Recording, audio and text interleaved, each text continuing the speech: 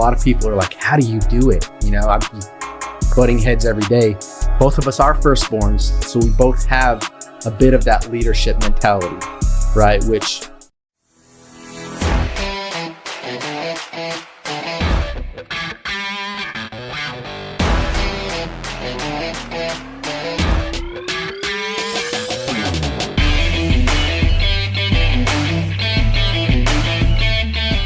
Welcome to the Movement Podcast, where we discuss the top tips and tricks for real estate investors and entrepreneurs from across the nation. Today we have my wife, the one and only Lisa Lovro. How are you doing today? Beautiful. Good. Glad to have you here. I know we have a lot of people that ask us, I'd say just about every week it comes up in conversation, right? But people want to know, how do you work together? And what does that look like behind the scenes? Yeah. So we figure we just hang out, sit down, and kind of open up the playbook and give you guys a glimpse of the husband-wife duo and how we thrive together in real estate. Right. So with that being said, let's just talk about that dynamic.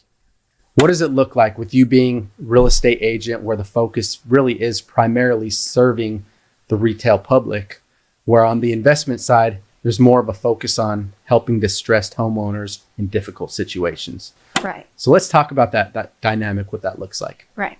So they both start with relationships. Building relationships is key, trying to get in the door for anyone.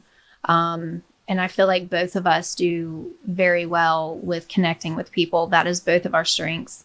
We're both people, persons. Not sure if that's correct English, People. Yeah. But yeah, that's really the foundation of both of them. And in a nutshell, how you're going to be great at it.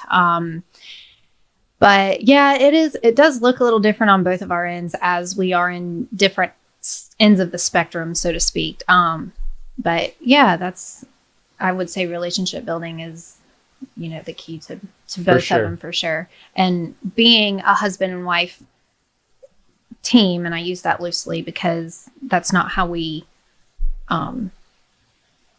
present ourselves as a team. We just work together behind the scenes of each other's business. Right. That's kind of what I mean. Anyhow, and with that, that's where it does work too. Like we also need to make sure that, we're giving ourselves, our business, our marriage, and our clients the same love and attention. That's good. And so, yeah. I like that. So I think a big part of growing a team, growing a business, but still being able to be there and sustain as a family, as a husband, as a wife, right, as a parent, no matter what industry you might be in, you probably wear many hats, right? When it comes down to it.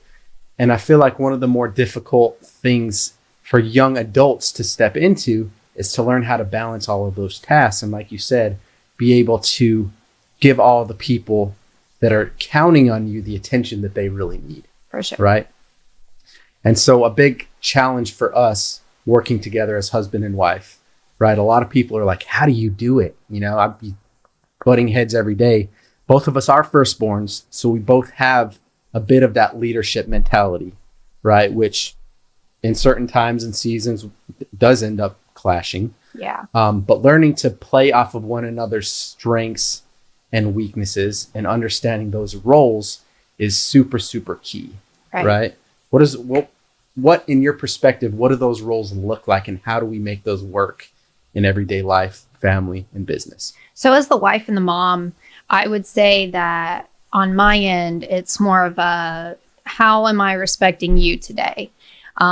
This is your business. This is, your ideas, your whatever the case may be for that given situation. And my first question is, how am I going to give him advice or direct him in this way, or answer his question respectfully, whether it's agreeing or disagreeing, and making sure it's constantly honoring your culture and who you are as a person and what you're trying to portray.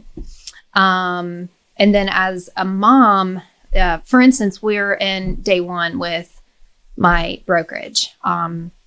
And every week we've had to check in and say how many hours we've worked productively, how many, whatever. It's just keeping up, keeping track, accountability type of thing.